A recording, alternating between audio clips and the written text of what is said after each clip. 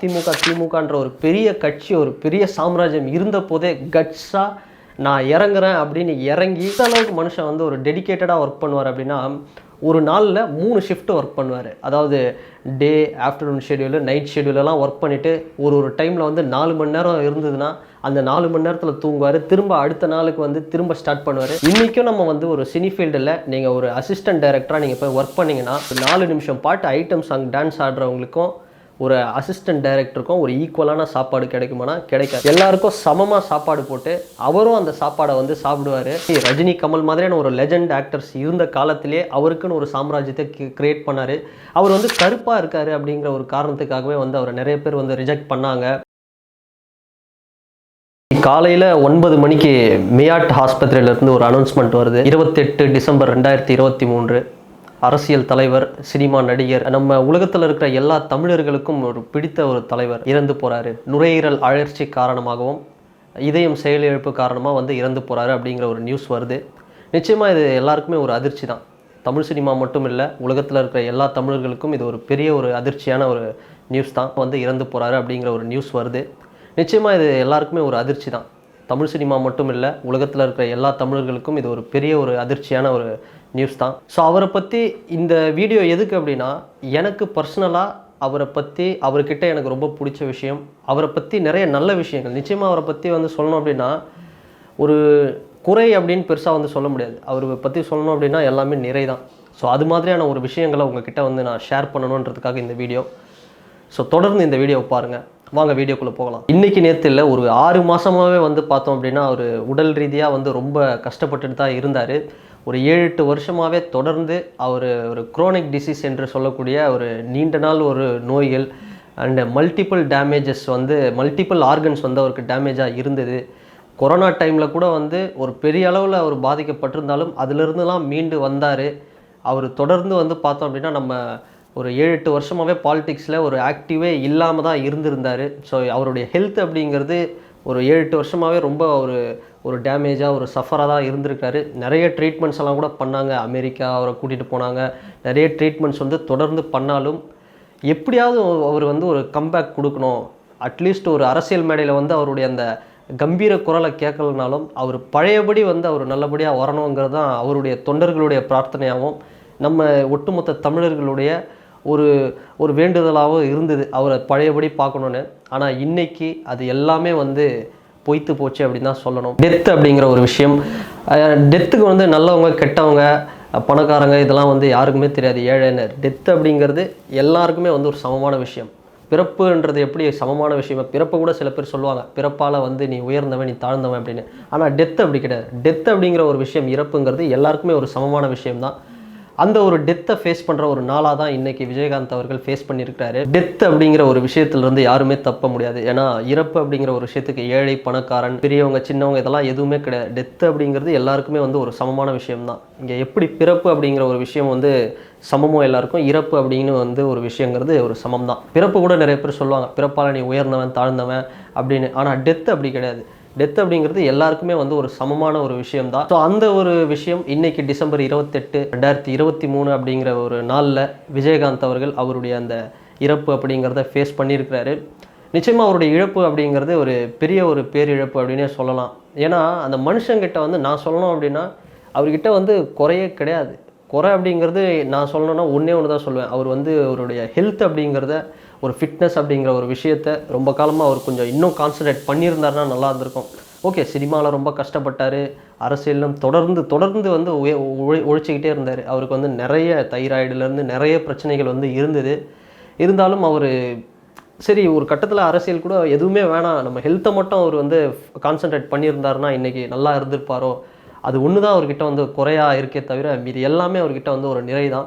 So அந்த வகையில் பார்க்கும்போது ஃபஸ்ட்டாக அவரை பற்றி நான் சொல்ல போகிற விஷயம் என்னென்னா, அவர்கிட்ட வந்து எனக்கு ரொம்ப பிடிச்ச விஷயம் என்னென்னா அவர்கிட்ட இருக்கிற அந்த ஒரு ஈக்குவாலிட்டி. அதுதான் அவரை வந்து ஃப்யூச்சரில் ஒரு பெரிய ஒரு தலைவனாக ஆக்குனதுக்கு கூட, ஒரு அரசியல் தலைவராக வர்றதுக்கு கூட ஒரு பெரிய காரணமாக இருந்திருக்கலாம். ஸோ இந்த நம்ம சச்சின் சொசைட்டியில் நிச்சயமாக என்ன இது ஒரு நடிகரை பற்றி பேசுகிறோம், சரி இது வந்து என்னோட இன்னொரு சேனல் சச்சின் ஸ்டுடியோஸில் வந்து நான் பேசியிருக்கலாம். இல்லை, சச்சின் சொசைட்டியில் வந்து அவரை பற்றி பேசி ஆகணும்.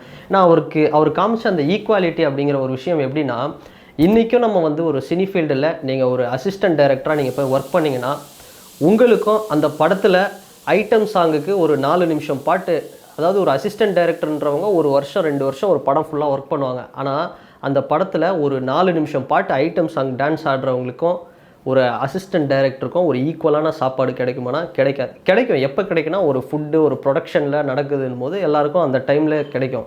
ஆனால் அவங்க இருக்கும்போது அவங்க என்ன விரும்புகிறாங்களோ அந்த ஒரு ஃபுட்டு தான் வந்து கிடைக்கும்.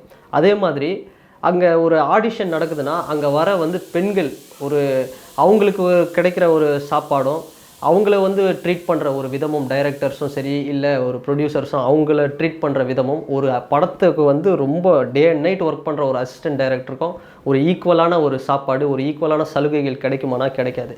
ஆனால் இது எதுவுமே இல்லாமல் அந்த காலத்திலேயே விஜயகாந்த் அவர்கள் பார்த்தோம்னா அவர் ஒர்க் பண்ணுற A to Z, அதாவது ஒரு லைட்மேன்லேருந்து கேமராமேன்லேருந்து ஸ்டண்ட்லேருந்து டான்ஸ் மாஸ்டர்லேருந்து டான்சர்ஸ்லேருந்து பின்னாடி நிற்கிற சைடு ஆக்டர்லேருந்து எல்லாருக்குமே பார்த்தோம்னா ஒரே மாதிரியான சாப்பாடு. எல்லாருக்குமே A to Z அந்த யூனிட்டில் இருக்கிறவங்களுக்கு ஒரே மாதிரியான சாப்பாடு தான். அது வெஜ்ஜாக இருந்தாலும் சரி இல்லை நான்வெஜ்ஜாக இருந்தாலும் சரி எல்லாருக்கும் சமமாக சாப்பாடு போட்டு அவரும் அந்த சாப்பாடை வந்து சாப்பிடுவார்.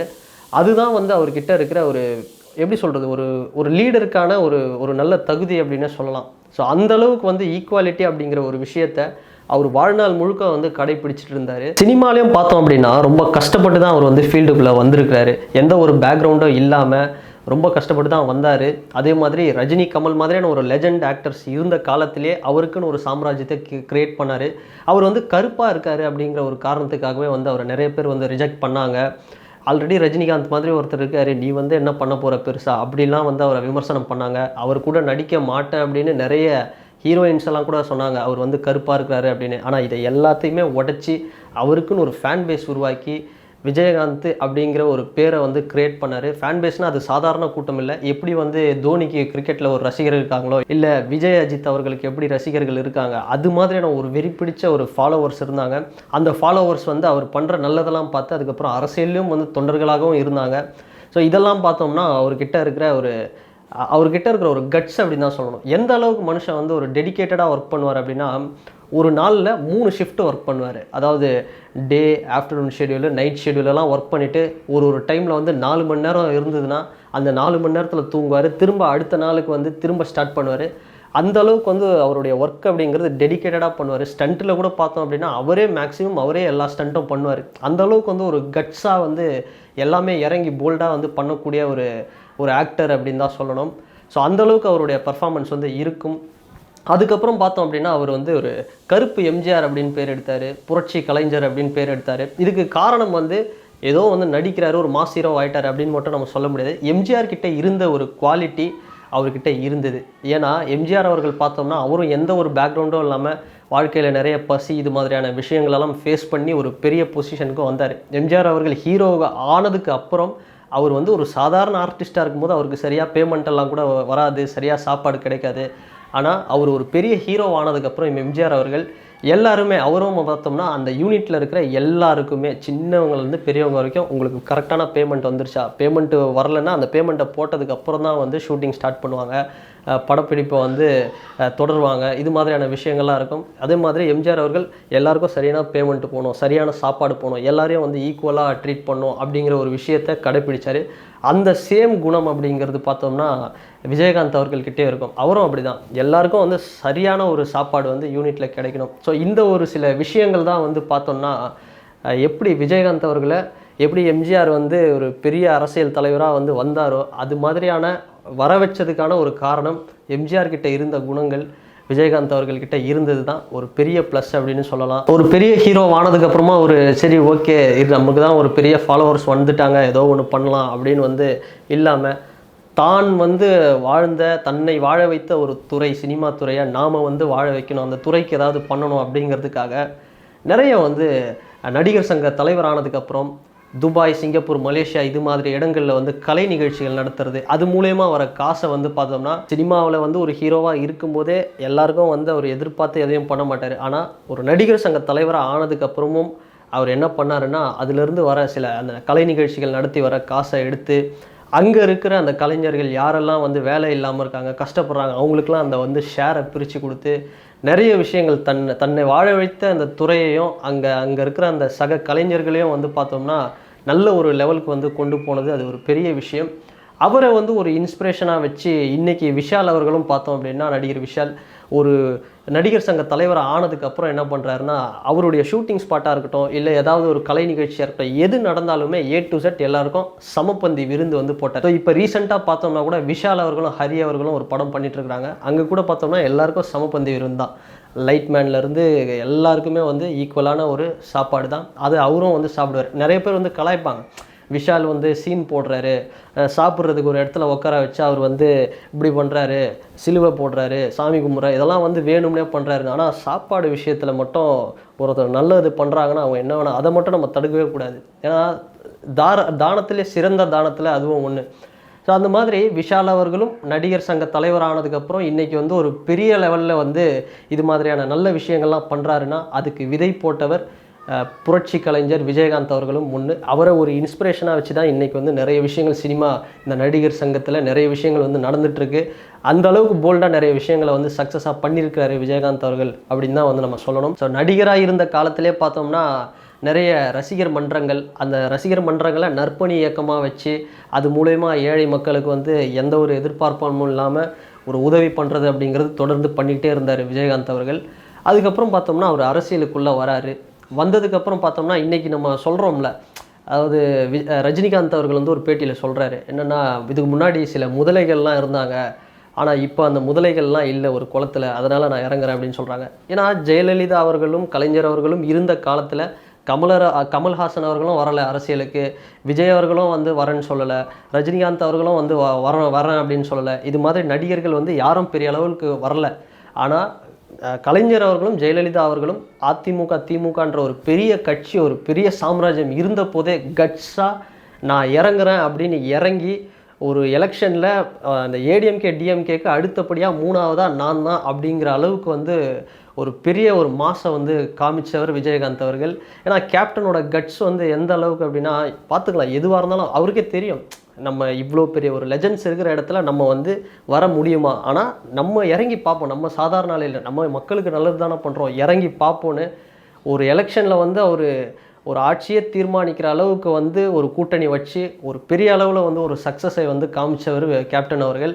ஸோ அந்தளவுக்கு அவருடைய பொலிட்டிக்கல் கரியர் அப்படிங்கிறது ஒரு பெரிய கட்ஸு. ஆனால் நிச்சயமாக லாஸ்ட் ஒரு 10 இயர்ஸ் வந்து அவர் நல்லா இருந்திருந்தார் அப்படின்னா ஒரு சிஎம்மாகவே ஆகியிருக்கலாம். ஏன்னா எந்த அளவில் சொல்கிறேன் அப்படின்னா, எப்படி கர்நாடகாவில் பிஜேபியும் காங்கிரஸும் இருந்த போது ஹெச்டி குமாரசாமி அவர்கள் வந்து அவருடைய கட்சியில் வெறும் ஒரு 33 சீட்டு வின் பண்ணி ஒரு சிஎம்மாக தேர்ட் பார்ட்டியாக ஒரு சிஎம்மாக வந்தாரோ, அது மாதிரியான ஒரு மேஜிக்கை வந்து இங்கே கிரியேட் பண்ணியிருப்பார் கேப்டன் அப்படின்னு தான் நம்ம சொல்லணும். ஏன்னா அந்தளவுக்கு ஒரு கிங் மேக்கராக தான் இருந்தார் அரசியலை பொறுத்த வரைக்கும். கடந்த லாஸ்ட் ஒரு 10 வருடங்கள் அவருக்கு வந்து உடல்நிலை குறைவு அப்படிங்கிறது கம்மியானதுனால தான் அவரோட அந்த பொலிட்டிக்கல் கரியர் அப்படிங்கிறது கொஞ்சம் ஆக்டிவ் இல்லாமல் போச்சே தவிர, பாலிடிக்ஸில் அவர் வந்து ஒரு நிச்சயமாக ஒரு கிங் அப்படின்னு தான் சொல்லி ஆகணும். ஸோ ஒரு நடிகராகவும் சரி, ஒரு அரசியல் தலைவராகவும் சரி, எனக்கு வந்து அவரை வந்து ரொம்ப பிடிக்கும்.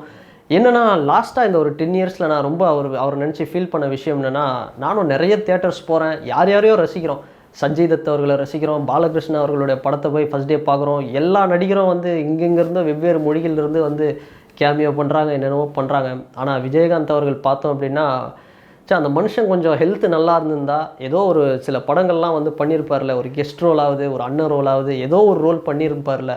ஸோ அந்த மாதிரியெல்லாம் வந்து நிறைய ரசிச்சிருக்கு. ஏன்னா அவர் இருந்த ஒரு ஃபீல்டு, அவர் பழந்தின்னு கொட்டை போட்ட ஒரு ஃபீல்டு, ஆனால் அவரே வந்து ஸ்க்ரீனில் வந்து பார்க்க வராத அளவுக்கு வந்து அவரோட ஹெல்த்து அப்படி இருக்குது அப்படிங்கிறது ஒரு வருத்தப்பட வேண்டிய ஒரு விஷயம்தான். அவருடைய படங்கள் வந்து பார்த்தோம் அப்படின்னா, அவரோட படங்கள் கூட இப்போ டிவிலெலாம் போட்டாங்கன்னா ஒரு ரமணா, கண்ணு பட போகுதையா, சொக்கத்தங்கம், தவசி, இது மாதிரியான படங்கள்லாம் எடுத்து பார்க்கும்போது ஃபேமிலியோடு உட்காந்து பார்க்கக்கூடிய ஒரு படமாக இருக்கும். அவ்வளோ ஒரு டீசெண்டான ஒரு படமாக இருக்கும். அதே மாதிரி வானத்தை போல அப்படிங்கிற ஒரு படம்லாம் கூட கிட்டத்தட்ட ஒரு 150 நாளுக்கு மேலே ஒரு 200 நாள் கிட்ட ஓடின ஒரு படம்னு நினைக்கிறேன். அந்தளவுக்கு ஃபேமிலி ஆடியன்ஸ் விஜயகாந்த் அவர்களுடைய படத்தை வந்து தியேட்டரில் போய் கொண்டாடினாங்க.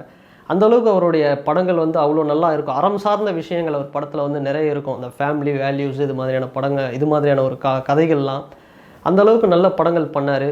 ஆனால் அதுதான் லாஸ்ட் டைமில் வந்து அவர் கொஞ்சம் ஹெல்த்து நல்லா இருந்திருந்தால் அவரையும் வந்து நம்ம அவருடைய வயசில் இருக்கிற எல்லாருமே பார்க்குறோம்ல, மோகன்லால் சார் நடிக்கிறாரு, மம்முட்டி சார் நடிக்கிறார், Rajini sir, Kamal sir, Sathyaraj sir, ஏன் பாகுபலியில் மிரட்டினார் சத்யராஜ் சார் வந்து, சரத்குமார் சார், எல்லாரும் வந்து நடிக்கிறாங்க அந்த மாதிரி. ஆனால் அவர் மட்டும் இல்லை இந்த இடத்துல அப்படிங்கிற பார்க்குறதுங்கிறது ஒரு ஸ்க்ரீனில் நிறைய வாட்டி வந்து வருத்தப்பட்ட ஒரு விஷயம்தான். ஸோ இருந்தாலும் ஒன்றும் பண்ண முடியாது. டெத்து அப்படிங்கிற ஒரு விஷயத்துக்கிட்ட நம்ம எதுவுமே பண்ண முடியாது. ஏன்னா எம்ஜிஆர் அவர்கள் பார்த்தோம் அப்படின்னா 70 வயசு வரைக்கும் தான் இருந்தார். சிவாஜி கணேசன் அவர்களும் 71 வயசு வரைக்கும் தான் இருந்தாங்க. ஸோ எவ்வளோ பெரிய ஆளாக இருந்தாலும் டெத்துக்கிட்ட எதுவுமே பண்ண முடியாது அப்படிங்கிறது தான் ஒரு ஒரு கசப்பான ஒரு உண்மை அப்படின்னு நம்ம சொல்லி ஆகணும். ஸோ அந்த மாதிரி கேப்டன் என்னதான் இருந்தாலும் ஒரு 71 வயசு வரைக்கும் இருந்தது அப்படிங்கிறது, அவர் இவ்வளோ பிரச்சனையிலையும் இவ்வளோ உடல்நல குறையிலையும் அவர் வந்து இருந்தது, இந்த கொரோனாலாம் கூட தாண்டி வந்தார் அப்படிங்கிறது அவர் செய்த தர்மம் மட்டும்தான். அந்த தர்மம் தான் அவரை வந்து இன்னைக்கு வரைக்கும் வந்து தலை காத்திருக்கு அப்படின்னு சொல்லி ஆகணும். கேப்டன் நிறைய மேடைகளில் வந்து சொல்லுவார், 2 சிங்கத்தை வந்து நான் பெற்றிருக்கேன், யாருக்கும் வந்து நான் பயப்பட வேண்டிய அவசியம் இல்லை அப்படின்னு சொல்லுவார். நிச்சயமாக அவருடைய மகன்கள் பார்த்தோம்னா 2 பேரும் ஒரு சிங்கம் அப்படின்னு தான் சொல்லணும். ஒரு பக்கம் சினிமாவில் சண்முக பாண்டியன் அவர்கள் ஹீரோவாக அந்த அண்ணன் வந்து நடிக்கிறாரு. என்னென்னா ஒரு ஒரு ஃபேமிலிக்கிட்ட வரலை, ஒரு என்டர்டெய்னராக வந்து ஒரு சிவகார்த்திகேயன் மாதிரி வந்து அவர் இன்னும் வரலை. ஆனால் அவருக்கு எல்லா குவாலிட்டியுமே இருக்குது. அவருடைய படங்கள் வந்து ஒரு 2 படம் நடிச்சிருக்காரு. பார்த்துருக்கும் போது எப்படி இருந்தது அப்படின்னா, அவருடைய டான்ஸாக இருக்கட்டும், இல்லை அவருடைய அந்த அவங்க அப்பாவுக்கு எப்படி ஒரு ஆக்ஷன் சீக்வன்ஸ் ஸ்டண்ட் அந்த ஒரு கட்ஸோட பண்ணுவாரோ அது மாதிரியான குவாலிட்டிலாம் இருக்குது. ஆனால் அவருக்கு வந்து ஒரு நல்ல படங்கள் அமையணும். நிச்சயமாக அவர் இப்போ ஒரு லுக் ஒன்று பண்ணிகிட்ருக்கிறாரு, ஒரு நல்ல டைரக்டர் கூட பண்ணிகிட்ருக்கிறாரு, ஒரு நல்ல கதை அப்படின்னு கேள்விப்பட்டோம். ஸோ அந்தளவுக்கு அண்ணன் சண்முக பாண்டியன் அவர்கள் வந்து ஒரு பெரிய எஃபர்ட் போட்டு பண்ணிகிட்ருக்கிறாரு. ஸோ அது மாதிரி அண்ணன் சண்முக பாண்டியன் அவர்களும் வந்து நல்ல படங்கள் வந்து தருவார் ஃப்யூச்சரில். தமிழக மக்கள் மனசில் எப்படி அவங்க அப்பா வந்து ஒரு இடம் பிடிச்சாரோ அது மாதிரி வந்து சினிமாவில் ஒரு இடம் பிடிக்கணும். ஸோ அதே மாதிரி விஜயகாந்த் அவர்களுடைய இன்னொரு மகன் பிரபாகர் அப்படிங்கிறவர், அவருடைய வயசு வந்து பார்த்தோம்னா சின்னது தான். ஆனால் அவருடைய பேச்சு அப்படிங்கிறது யூடியூப்பில் சில வீடியோஸ்லாம் பார்க்கும்போது, அரசியல் மேடைகளில் பேசும்போது அவருடைய அப்பா மாதிரியே ஒரு பெரிய அளவில் ஒரு கட்ஸாக போல்டாக வந்து நிறைய விஷயம் பேசுகிறாரு. 2 மகன்களும் பார்த்தோம்னா சினிமாவிலேயும் அரசியலில் ஒரு பெரிய லெவலில் அவரை மாதிரியே வரணுங்கிறது தான் அவருடைய ஆசையாக இருக்கும். ஸோ கேப்டனுக்கு பிறகு வந்து பிரேமலதா விஜயகாந்த் அவர்கள் வந்து எப்படி இந்த கட்சியை கொண்டு போவாங்க, சினிமாவிலும் சரி அரசியலையும் சரி விஜயகாந்த் அவர்களுடைய 2 மகன்களும் வந்து எப்படி வந்து வருவாங்க, என்ன பண்ண போகிறாங்க அப்படிங்கிறத நம்ம காலம்தான் வந்து பதில் சொல்லணும். ஸோ நிச்சயமாக கேப்டன் வந்து இல்லாத ஒரு இழப்பு அப்படிங்கிறது தமிழ் சினிமா ரசிகர்களுக்கும் சரி, இல்லை தமிழக அரசியலும் சரி, இல்லை உலகத்தில் இருக்கிற எல்லா தமிழர்களுக்கும் ஒரு பெரிய ஒரு இழப்பு தான் இந்த நாள் அப்படிங்கிறது.